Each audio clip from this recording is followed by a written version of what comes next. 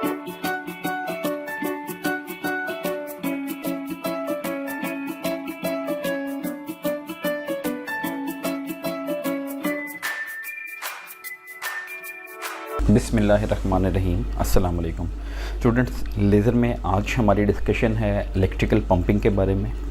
इससे पहले हमने ऑप्टिकल पंपिंग और ऑप्टिकल पंपिंग में हमने दो सब कैटेगरीज़ यानी लेज़र पंपिंग और फ्लैश लैम्प पंपिंग को डिस्कस किया। लेकिन वहाँ पर हमने ये देखा कि गैसियस मीडियम्स के लिए और जो सेमीकंडक्टर मीडियम्स हैं उनके लिए ज़्यादा सूटेबल जो है वो इलेक्ट्रिकल पंपिंग होती है, क्योंकि सेमीकंडक्टर में इजीली करंट जो है वो पास कर सकता है, इसलिए इलेक्ट्रिकल वोल्टेज के थ्रू आप उसमें पंपिंग प्रोसेस जो है वो कैरी ऑन कर सकते हैं। लेकिन गैसियस मीडियम जो हैं, एक्चुअली में गैसियस मीडियम में हम इलेक्ट्रिकल पंपिंग को क्यों जो है वो प्रेफर करते हैं, तो उसकी हम रीज़न देख लेते हैं। यहाँ पर ये जो लेक्चर है, इस लेक्चर में हम सिर्फ गैस लेज़र्स की बात करेंगे, लेकिन जो सेमीकंडक्टर लेज़र हैं उनके लिए इलेक्ट्रिकल पंपिंग कैसे यूज़ की जाती है उसको हम उसी वक्त डिस्कस करेंगे जब हम इसका सेकंड लास्ट चैप्टर्स यानी जिसमें हम लेज़र सिस्टम्स के बारे में डिस्कस करेंगे। मुख्तलिफ़ किस्म की लेज़र के बारे में हम जो है वो डिस्कस करेंगे कि किस तरह से कोई भी लेज़र डिज़ाइन होती है और उस लेज़र के अंदर एक्टिव मीडियम क्या होता है, किस तरह की उसकी जो है वो ज्योमेट्री होती है। तो उन तमाम चीज़ों को ध्यान में रख के तो वहाँ पर जब हम लेज़र डायोड जो है उसको डिस्कस करेंगे तो उसी वक्त सेमीकंडक्टर लेज़र के प्रिंसिपल जो है वो हमारे जहन में आ जाएंगे। तो यहाँ पर आज का जो हमारा टॉपिक है वो ये है कि गैसियस मीडियम में आपने इलेक्ट्रिकल पंपिंग क्यों इस्तेमाल करनी है। अब वो पंपिंग क्यों इस्तेमाल करनी है उसका जवाब हमें उस वक्त मिलेगा जब हमें ये पता चल जाएगा कि किसी भी गैस के मॉलिक्यूल को एक्साइट करने के कितने तरीक़ाकार होते हैं। तो पहला जो कॉमन मेथड है वो ये है कि अगर आप बाहर से कोई फोटोन लेकर आएँ, लेकिन उस फोटोन की एनर्जी कितनी होनी चाहिए, एग्जैक्टली उतनी ही होनी चाहिए जितना कोई से दो एनर्जी लेवल्स के दरमियान डिफरेंस है, यानी एनर्जी बैंड गैप जिसे कहा जाता है। तो उस फोटोन की एनर्जी को अब्जॉर्ब कर लेगा इलेक्ट्रॉन जो कि ग्राउंड स्टेट में था और वो ग्राउंड स्टेट से निकल के एक्साइटेड स्टेट में चला जाएगा। लेकिन ख्याल रखें कि यहाँ पर बहुत ज़रूरी है कि जितना दोनों एनर्जी लेवल्स के दरमियान एनर्जी गैप है, एग्जैक्टली उतनी ही एनर्जी फोटोन की होनी चाहिए, ठीक है। और दूसरा तरीक़ाकार ये है कि आप बाहर से कोई इलेक्ट्रॉन ले आए, वो इलेक्ट्रॉन ग्राउंड स्टेट में जो इलेक्ट्रॉन्स मौजूद हैं किसी भी गैसियस एटम में उनके साथ कोलाइड करेंगे। इसका मतलब है कोलिजन के ज़रिए। या ये भी हो सकता है कि वो जो इलेक्ट्रॉन आप बाहर से लेकर आए हैं, इंसिडेंट इलेक्ट्रॉन जिनको कहा जाएगा, वो एटम के आउटर मोस्ट शेल में मौजूद जो इलेक्ट्रॉन्स हैं उनको क्या कर दें, एक्साइट कर दें, यानी इलेक्ट्रोस्टैटिक रिपल्शन के ज़रिए, जो कि कूलम्ब फोर्स ऑफ रिपल्शन है उनके दरमियान, तो उससे भी ये काम किया जा सकता है। लेकिन यहाँ पर हमारे पास मार्जिन है। मार्जिन ये है कि आपने बाहर से आने वाले इलेक्ट्रॉन के ज़रिए एनर्जी जो है वो सिस्टम के अंदर ऐड करनी है। तो इस केस में जो इंसिडेंट इलेक्ट्रॉन है उसकी एनर्जी जो है वो रिक्वायर्ड एनर्जी, यानी वो कम से कम एनर्जी जो इलेक्ट्रॉन को लो एनर्जी लेवल से लिफ्ट करके हाई एनर्जी लेवल में ले जाने के लिए ज़रूरी थी, उससे ज़्यादा होनी चाहिए, क्योंकि परफेक्टली इलास्टिक कोलिजन तो हो ही नहीं सकता। और इसी तरह से इलेक्ट्रोस्टैटिक रिपल्शन के नतीजे में भी लाजमी नहीं है कि जो रिपल्शन है वो अलोंग अ स्ट्रेट लाइन हो, यानी मैक्सिमम रिपल्शन जो है वो हमें मिले। तो इसका मतलब है कि वहाँ पर जो रिक्वायर्ड एनर्जी है वो एक्चुअल एनर्जी की जो वैल्यू है उससे क्या होगी, ज़्यादा होगी। इसका मतलब है कि अगर आपने फोटोन के ज़रिए एक्साइटेशन करवानी है तो उस वक्त एग्जैक्टली जितना दो एनर्जी लेवल के दरमियान गैप है उतनी एनर्जी का फोटोन चाहिए। और अगर आपने कोलिजन के थ्रू यानी बाहर वाले इलेक्ट्रॉन्स के ज़रिए कोई इलेक्ट्रॉनिक बीम कैथोड रेज ला के आपने जो है वो एक्साइटेशन करवानी है तो उस वक्त फिर आपको क्या चाहिए, उससे ज़्यादा एनर्जी रिक्वायर्ड होगी। अब एनर्जी लेवल गैस में एनर्जी लेवल बहुत शार्प होते हैं, यानी जो सॉलिड्स होते हैं या लिक्विड्स होते हैं उसमें हम डिस्कस कर चुके हैं कि एनर्जी लेवल शार्प नहीं होते, उसमें एनर्जी बैंड्स होते हैं। यहाँ पर एनर्जी लेवल्स होते हैं, काफ़ी शार्प होते हैं। इसका मतलब ये है कि अगर आपको किसी भी गैस का अब्जॉर्प्शन स्पेक्ट्रम या एमिशन स्पेक्ट्रम बनाना पड़े तो उनके अंदर जो है वो क्या होती हैं, शार्प लाइंस होती हैं, यानी बिल्कुल एक पर्टिकुलर वेवलेंथ उसके अंदर से या तो एमिट होगी या वही पर्टिकुलर वेवलेंथ जो है वो उसके अंदर से क्या हो उसके अंदर अब्जॉर्ब हो सकती है। अगर आपने गैस को फोटोन के ज़रिए एक्साइट करवाना है, जिसको हम ऑप्टिकल पंपिंग कहते हैं, तो उस वक्त ज़रूरी ये है कि जिस भी पंपिंग सोर्स को आप इस्तेमाल कर रहे हैं उस पंपिंग सोर्स का एमिशन स्पेक्ट्रम यानी उसमें से निकलने वाली जो रेडिएशन की वेवलेंथ है और जो गैस आप जिसको एक्साइट करवाना चाहते हैं उसका जो अब्जॉर्प्शन स्पेक्ट्रम है वो ओवरलैप करना चाहिए। यानी उनके दरमियान जो है वो यानी ओवरलैपिंग होनी चाहिए कि अगर जो पंपिंग सोर्स है उसमें निकलने वाली वेवलेंथ है 450 नैनोमीटर, तो इसका मतलब है कि जो हमारी गैस जिसको एक्साइट करना चाहते हैं उसके अंदर भी 450 नैनोमीटर वेवलेंथ को अब्जॉर्ब करने की एबिलिटी होनी चाहिए। अब ये एबिलिटी कैसे हो सकती है? एक तरीकाकार तो ये है कि आप इस्तेमाल करें फ्लैश लैम्प।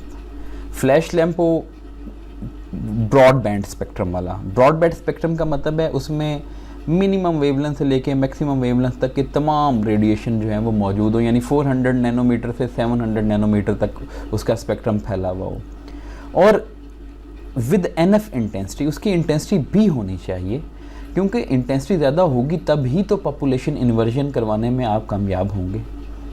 या दूसरा तरीका ये होगा कि आप लेज़र लाइट इस्तेमाल कर लें। अब लेज़र लाइट में हमें इंटेंसिटी की फ़िक्र तो करने की ज़रूरत नहीं होती क्योंकि लेज़र जो है वो पहले ही काफ़ी इंटेंस होती है, लेकिन लेज़र की जो आउटपुट होती है वो मोनोक्रोमेटिक होती है। तो लेज़र की जो आउटपुट वेवलेंथ है वो गैसियस मीडियम की जो अब्जॉर्प्शन लाइन है, एब्जॉर्प्शन वेवलेंथ है, वो उसके एग्जैक्टली इक्वल होनी चाहिए, तब जाके जो है वो क्या होगी, एक्साइटेशन होगी। अब ये दोनों काम ही बहुत मुश्किल हैं।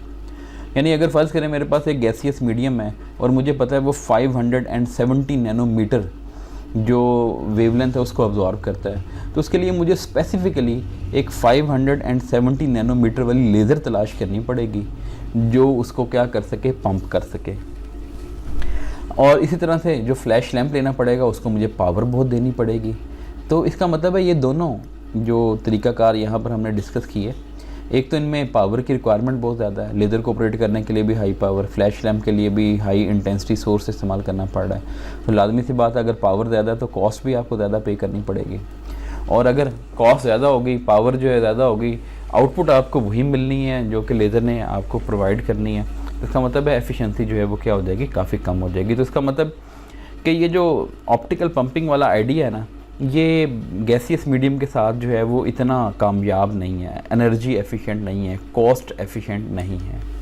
अब हम फिर तरीक़ाकार इस्तेमाल करेंगे इलेक्ट्रिकल पंपिंग वाला। इलेक्ट्रिकल पंपिंग में क्या होता है, दो तरह से आप इलेक्ट्रिकल पंपिंग करते हैं। एक को कहा जाता है लॉन्गिट्यूडनल इलेक्ट्रिकल डिस्चार्ज और एक को कहा जाता है ट्रांसवर्स इलेक्ट्रिकल डिस्चार्ज। होता क्या है कि आप एक बहुत ज़्यादा हाई डीसी वोल्टेज अप्लाई करते हैं एनोड और कैथोड के दरमियान, डिस्चार्ज ट्यूब के अंदर, क्योंकि ये सारा काम हो रहा होता है। तो एनोड और कैथोड के दरमियान आपने बहुत ज़्यादा हाई वोल्टेज अप्लाई करना है, इतना हाई वोल्टेज कि वो गैस को ब्रेक डाउन कर दें। और ब्रेक डाउन करने का मतलब है उसके आइंस और इलेक्ट्रॉन्स को अलग-अलग कर दे, क्योंकि जब आइंस और इलेक्ट्रॉन अलग-अलग हो जाते हैं तो इलेक्ट्रॉन हमेशा कैथोड से एनोड की जानिब और आयन जो है वो एनोड से कैथोड की जानिब मूव करते हैं। तो वो एक करंट जो है वो उसके अंदर पास करना शुरू कर देते हैं। तो इलेक्ट्रिकल पंपिंग जो है इसका मतलब ये है कि वो जो करंट है, यानी आयन्स और इलेक्ट्रॉन के फ़्लो की वजह से पैदा होने वाला करंट है, एक्चुअली में वही करंट ज़िम्मेदार है किस चीज़ का, इलेक्ट्रिकल पंपिंग का। यानी ये वो प्रोसेस है जिसमें आप गैस के मॉलिक्यूल को लो एनर्जी लेवल से हाई एनर्जी लेवल में लेके जाते हैं। तो अब हम वन बाय वन देखते हैं लॉन्गिट्यूडनल डिस्चार्ज क्या होता है। ये एक ट्यूब आपको दिखाई दे रही है। इस ट्यूब की जो अंदर वाली लेयर होती है, ये अंदर वाली लेयर तो होती है किसी डाइलेक्ट्रिक यानी ग्लास की बनी हुई होगी या किसी और डाइलेक्ट्रिक मीडियम की होगी। उसके बाहर एक मेटल फॉइल होती है, ठीक है। मेटल फॉइल ये होती है कि कोई भी जो है वो एक्स्ट्रा चार्ज जो है वो अंदर ना जा सके, पेनिट्रेट ना कर सके, इसी की सरफेस के ऊपर ही क्या हो जाए, वो डिपॉजिट हो जाए। इलेक्ट्रोड ये एक लगा हुआ है लेफ़्ट साइड पे और एक इलेक्ट्रोड राइट साइड पे, यानी एक एनोड होगा और एक क्या होगा, कैथोड होगा।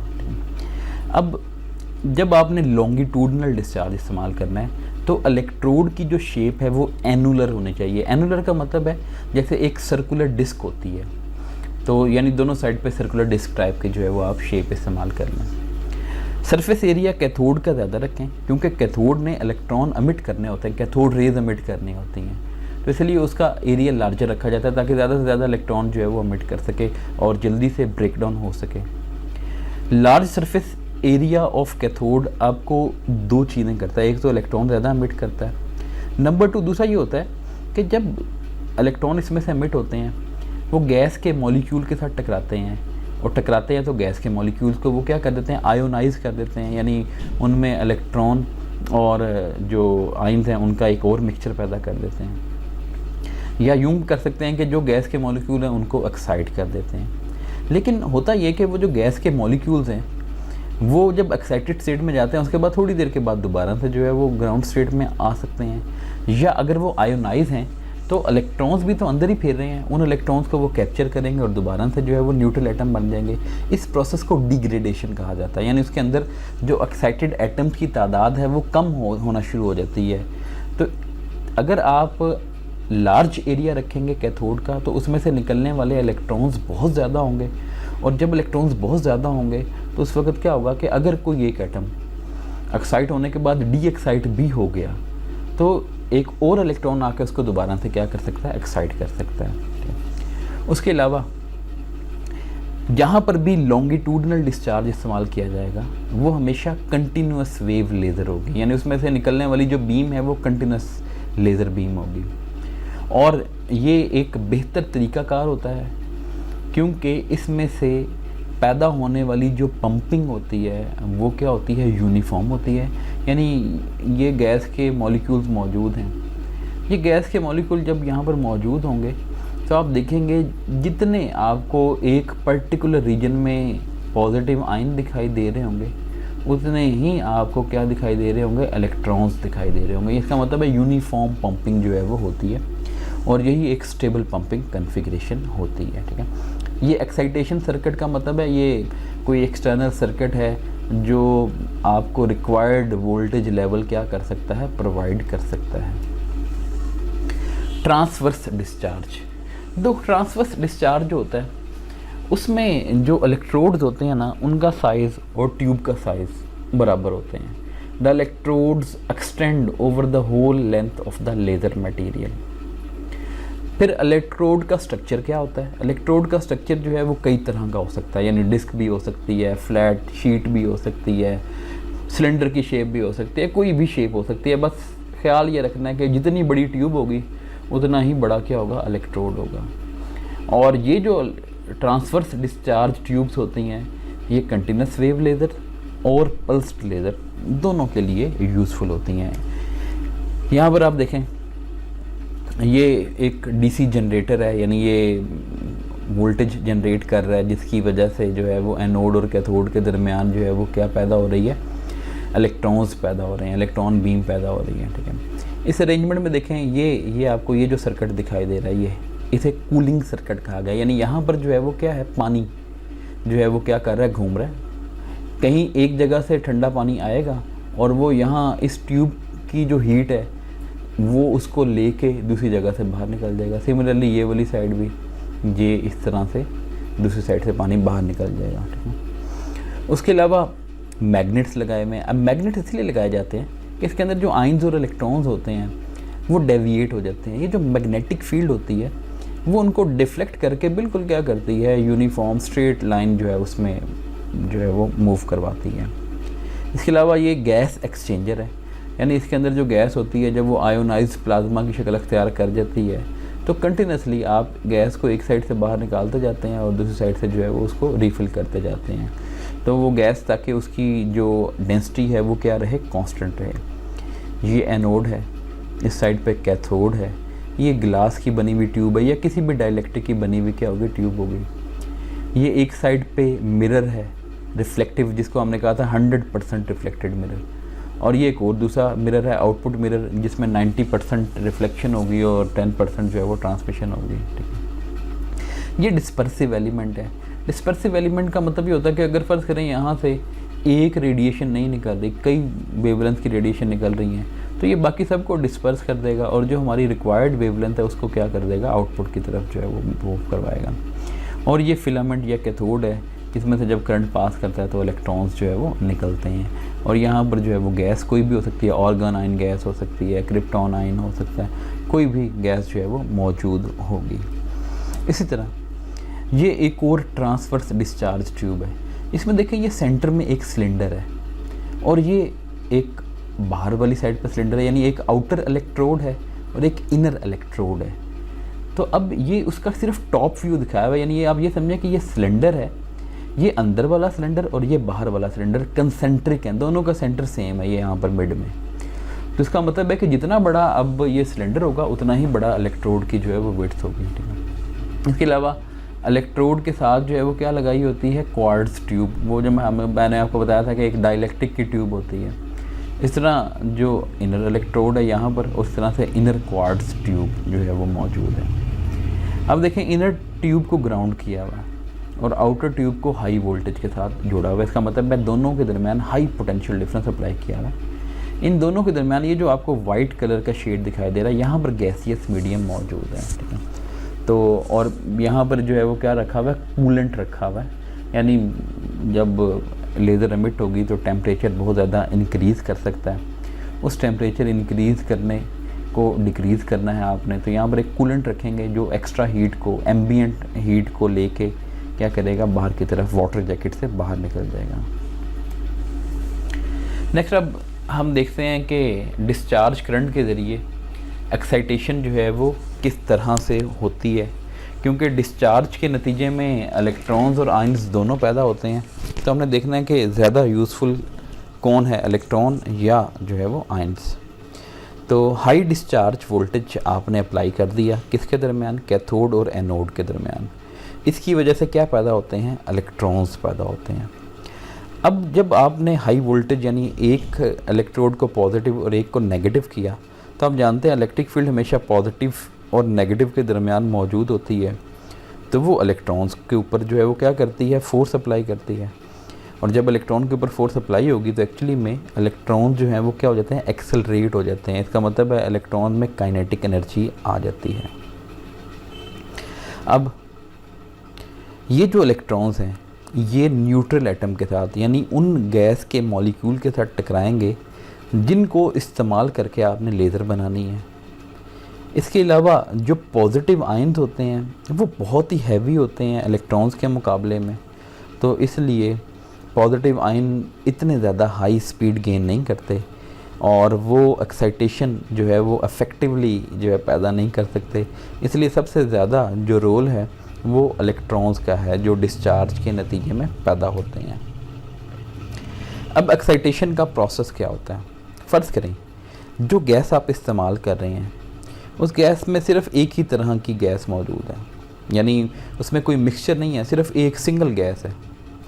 तो अब आप क्या करेंगे कि जो हाई स्पीड इलेक्ट्रॉन है, ये ई का सिंबल इलेक्ट्रॉन को ज़ाहिर कर रहा है और एक्स का सिंबल उस गैस को यानी रिप्रेजेंट कर रहा है जिसके मॉलिक्यूल को आप एक्साइट करना चाहते हैं।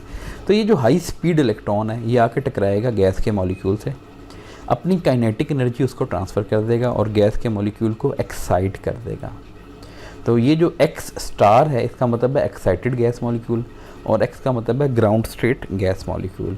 तो where X and X star represent the atoms of the gas in ground and excited state respectively. तो पहला तरीका तो ये है कि अगर आपके पास गैस का मिक्सचर नहीं है, जस्ट एक ही गैस है, तो उसके लिए सिर्फ इलेक्ट्रॉन जो है वो अफेक्टिव होंगे।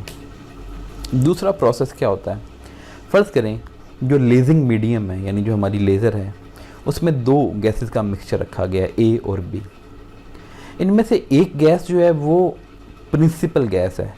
प्रिंसिपल गैस का मतलब है वो गैस जिसके एनर्जी लेवल्स को इस्तेमाल करके आपने लेज़र बनानी है, और दूसरी गैस वो हमारी हेल्पिंग गैस होती है। हेल्पिंग गैस सिर्फ और सिर्फ प्रिंसिपल गैस की एक्साइटेशन पैदा करने में हमारी हेल्प करती है।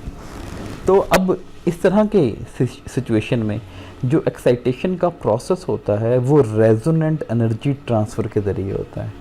रेजोनेंट एनर्जी ट्रांसफ़र का मतलब क्या है कि एक गैस के मॉलिक्यूल्स अपनी एनर्जी दूसरी गैस के मॉलिक्यूल को क्या करते हैं, ट्रांसफ़र करते हैं कोलिजन के नतीजे में। हम बात कर लेते हैं ए और बी में से जो बी गैस है वो प्रिंसिपल गैस है और ए जो है वो हेल्पिंग गैस है। इलेक्ट्रॉन क्या करेंगे, सबसे पहले जो इलेक्ट्रॉन पैदा हुए जो हमने प्रीवियस प्रोसेस में देखे, ये इलेक्ट्रॉन ए गैस को क्या कर देंगे, एक्साइट कर देंगे। सबसे पहले आप देखें ये इलेक्ट्रॉन आके टकराया ए गैस के मॉलिक्यूल से और ए गैस के मॉलिक्यूल को एक्साइट कर दिया। अब ये जो एक्साइटेड मॉलिक्यूल है ए गैस का, इसके पास जो है वो एनर्जी मौजूद है, इलेक्ट्रॉनिक एनर्जी, क्योंकि इसके इलेक्ट्रॉन लो एनर्जी स्टेट से निकल के हाई एनर्जी स्टेट में चले गए हैं। अब ये जो एक्साइटेड मॉलिक्यूल है गैस ए का, ये कोलाइड करेगा किसके साथ, गैस बी के साथ, यानी जो हमारी प्रिंसिपल गैस है, एक्चुअल गैस है उसके साथ, और अपनी एनर्जी जो है, जिसमें दो तरह की एनर्जी है, इलेक्ट्रॉनिक एनर्जी भी है और उसके पास मूव कर रहा है तो काइनेटिक एनर्जी भी है। तो अपनी एनर्जी का कुछ हिस्सा काइनेटिक एनर्जी में से और बाकी इलेक्ट्रॉनिक एनर्जी उसको दे देगा। यानी आप देखें ये एक्साइटेड मॉलिक्यूल जो है वो टकराया बी के साथ और ख़ुद जो है वो ग्राउंड स्टेट में वापस आ गया और बी को एक्साइट कर दिया। हो सकता है बी के लिए रिक्वायर्ड एनर्जी थोड़ी सी ज़्यादा, फ़र्ज़ करें ए की जो एक्साइटेशन एनर्जी थी वो थी 10 इलेक्ट्रॉन वोल्ट और बी के लिए एक्साइटेशन एनर्जी क्या चाहिए 11 इलेक्ट्रॉन वोल्ट। तो क्या होगा, 10 इलेक्ट्रॉन वोल्ट अपनी वो इलेक्ट्रॉनिक एनर्जी लेवल का इसको प्रोवाइड कर देगा और 1 इलेक्ट्रॉन वोल्ट अपनी काइनेटिक एनर्जी इसको प्रोवाइड कर देगा, तो 11 इस तरह से पूरी कर देगा। दूसरा ये हो सकता है कि फ़र्ज़ करें ए की जो एक्साइटेशन एनर्जी है वो है 10 इलेक्ट्रॉन वोल्ट, बी को एक्साइटेशन के लिए सिर्फ 9 इलेक्ट्रॉन वोल्ट चाहिए, यानी उससे कम चाहिए। तो क्या होगा, 10 में से 1 इलेक्ट्रॉन वोल्ट एनर्जी वो इसको एज अ काइनेटिक एनर्जी दे देगा और बाकी 9 इलेक्ट्रॉन वोल्ट जो है वो क्या होगा, इसके पास इलेक्ट्रॉनिक एनर्जी के तौर पे जो है वो चला जाएगा। तो सिचुएशन ये बन जाएगी आपके पास। प्लस माइनस डेल्टा ई का मतलब यही है कि हो सकता है कि काइनेटिक एनर्जी जो है वो आपको इस्तेमाल करनी पड़ जाए और हो सकता है आपको काइनेटिक एनर्जी जो है वो एक्स्ट्रा मिल जाए। अब ये जो यही तरीक़ाकार जो हम पढ़ रहे हैं, ये क्या होता है कि ये उसी वक्त ज़्यादा यूज़फुल होता है जब गैस बी और गैस ए दोनों की जो मेटास्टेबल स्टेट्स होती हैं वो करीब करीब होती हैं। अब ये सबसे इस्तेमाल होता है ज़्यादा हीलियम नियॉन गैस में। हीलियम नियॉन गैस में जो एक्चुअल गैस होती है वो नियॉन की गैस होती है और जो इसकी मेटास्टेबल स्टेट होती है वो होती है 20.66 इलेक्ट्रॉन वोल्ट। अब जो हीलियम का मेटास्टेबल स्टेट है वो भी इसके बिल्कुल करीब है, देखें 20.61 इलेक्ट्रॉन वोल्ट। इसका मतलब ये होगा कि हीलियम का मॉलिक्यूल पहले एक्साइट हो जाएगा और वो 20.61 इलेक्ट्रॉन वोल्ट उसके पास होगी in the form of electronic energy. जब ये टकराएगा नियॉन के साथ तो अपनी एनर्जी का ये 20.61 इलेक्ट्रॉन वोल्ट और बाकी जो 0.05 इलेक्ट्रॉन वोल्ट है वो अपनी काइनेटिक एनर्जी में से निकालेगा और नियॉन को दे देगा और नियॉन के मॉलिक्यूल को एक्साइट कर देगा। इसी तरह जो कार्बन डाइऑक्साइड लेज़र होती है उसमें भी एक्चुअल गैस कार्बन डाइऑक्साइड है लेकिन उसके साथ नाइट्रोजन और हीलियम का मिक्सचर इस्तेमाल किया जाता है। अब ये जो नाइट्रोजन है ये कार्बन डाइऑक्साइड को क्या करती है, एक्साइट करती है टकरा के, क्योंकि मेटास्टेबल स्टेट नाइट्रोजन की और कार्बन डाइऑक्साइड की बिल्कुल करीब करीब होती हैं, इसलिए जो रेजोनेंट एनर्जी ट्रांसफ़र होती है नाइट्रोजन और कार्बन डाइऑक्साइड के दरमियान, उससे जो है वो कार्बन डाइऑक्साइड गैस के मॉलिक्यूल जो है वो एक्साइट हो जाते हैं। अब ये तरीक़ाकार आप देख लें कि हुआ ये कि ये इलेक्ट्रॉन आके टकराया गैस ए के किसी भी मॉलिक्यूल के साथ जो ग्राउंड स्टेट में था, इसको उठा के वो ले गया एक एक्साइटेड स्टेट में। अब ये एक्साइटेड स्टेट शार्प नहीं है, यहाँ पर आपको पूरा का पूरा बैंड दिखाया गया है, तो ये अगर यहाँ ऊपर भी चला जाएगा तो ये खुद ब खुद यहाँ से होता हुआ यहाँ पर आ जाएगा। अब ये क्या करेगा, इसके पास इतनी एनर्जी मौजूद है, ये खुद क्या करेगा, ये जो अपने पास एनर्जी मौजूद है वो एनर्जी दे देगा, किसको देगा, बी को देगा और कोलिजन के नतीजे में खुद क्या हो जाएगा, ग्राउंड में वापस आ जाएगा और जब बी मॉलिक्यूल को जो है वो एनर्जी मिलेगी तो ये वापस कहाँ पर चला जाएगा, ग्राउंड स्टेट में। अब फिर ग्राउंड स्टेट से निकल के मेटास्टेबल स्टेट में, और जब ये मेटास्टेबल स्टेट में आया तो उसके बाद फिर आप लेज़र एक्शन के लिए इसको इस्तेमाल कर सकते हैं। अब ये जो डिस्चार्ज ट्यूब हैं इसके अंदर जो एनर्जी ट्रांसफ़र होती है वो कई तरह की होती है, लेकिन उसमें हमने देखा सबसे ज़्यादा जो इम्पॉर्टेंट है वो इलेक्ट्रॉन्स हैं, क्योंकि इलेक्ट्रॉन के पास बहुत ज़्यादा हाई स्पीड होती है, काइनेटिक एनर्जी काफ़ी ज़्यादा होती है, इसलिए जो है वो इलेक्ट्रॉन सबसे ज़्यादा जो है वो रोल प्ले करते हैं। अब इलेक्ट्रॉन के पास एनर्जी आती कहाँ से है, ऑब्वियसली जो आपने फील्ड अप्लाई की हुई इलेक्ट्रिक फील्ड उसकी वजह से आती है, और फिर वो क्या करते हैं, अपनी एनर्जी ज़ाया करते हैं। ज़ाया करने का मतलब एक्सचेंज कर लेते हैं। दूसरे एटम्स को जो है वो दे देते हैं ताकि उनके अंदर पॉपुलेशन इन्वर्जन जो है वो प्रोड्यूस करवा सकें। तो 3 तरीक़ेकार हैं। पहला तरीका जो सबसे ज़्यादा इस्तेमाल होता है वो है in elastic collision of electrons with the molecule of the gas mixture. या तो इस नतीजे में गैस के मॉलिक्यूल एक्साइट हो जाएंगे या क्या हो जाएंगे, आयोनाइज हो जाएंगे। और अगर 100% पॉपुलेशन इन्वर्जन पैदा करनी है तो उसका जो मेजर पोर्शन होता है वो हमेशा इस तरीके से जो है वो पैदा होता है, यानी इलेक्ट्रॉन किसी भी एटम के साथ रैंडमली टकरा जाएगा और उसको एक्साइट कर देगा। दूसरा तरीक़ाकार है इलास्टिक कोलिजन का। ये जो इलास्टिक कोलिजन होते हैं वो ये होता है कि गैस में जो भी मॉलिक्यूल्स हैं और इलेक्ट्रॉन का मास बहुत कम है, स्मॉल m कह दें, और वो क्या करेंगे, वो टकराएंगे किसके साथ, एटम्स के साथ, स्टेशनरी एटम के साथ। अज्यूम कर लें कि इलेक्ट्रॉन का मास m था और उसका एक इलास्टिक कोलिजन हुआ एक ऐसे एटम के साथ जो तकरीबन जो है वो रेस्ट पे है। अब आप ये कह सकते हैं कि गैस के मॉलिक्यूल तो रेस्ट पे होते नहीं हैं, उसकी आपने रेस्ट पे अज्यूम इसलिए किया है कि इलेक्ट्रॉन की स्पीड बहुत ज़्यादा है और जो गैस के मॉलिक्यूल हैं बहुत हैवी हैं तो उनकी स्पीड रिलेटिवली बहुत कम होगी। तो इसलिए जो रिलेटिव स्पीड है एटम्स की वो इलेक्ट्रॉन की स्पीड के मुकाबले में कई हज़ार गुना कम है, इसलिए हम उसको नियरली रेस्ट पे कंसिडर कर सकते हैं। तो जब भी आपने ये पढ़ा हुआ है हायर लेवल जो है वो सेकेंडरी लेवल में कि जब भी एक बहुत ही स्मॉल मैस किसी बहुत ही हैवी मैस से टकराता है और हैवी मैस जो है वो क्या होता है, रेस्ट की हालत में होता है, तो जो स्मॉल मैस होता है वो अपनी एनर्जी का एक साइजेबल पोर्शन, बहुत ज़्यादा पोर्शन जो है वो क्या करता है, उस हैवी मैस को दे सकता है।